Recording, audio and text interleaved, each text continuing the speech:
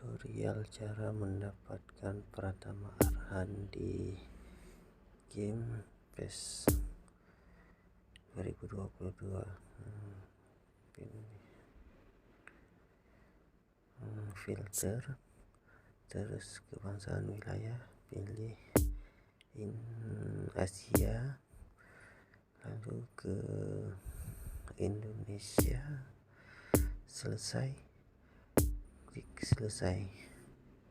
Pratama Arhan, oke. Lalu rekrut, kita putar dulu, lalu rekrut.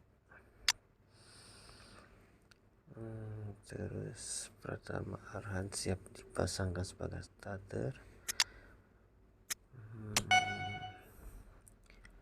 Terus ya ini detailnya ya. Terus ya selesai, Pratama Arhan siap dimainkan.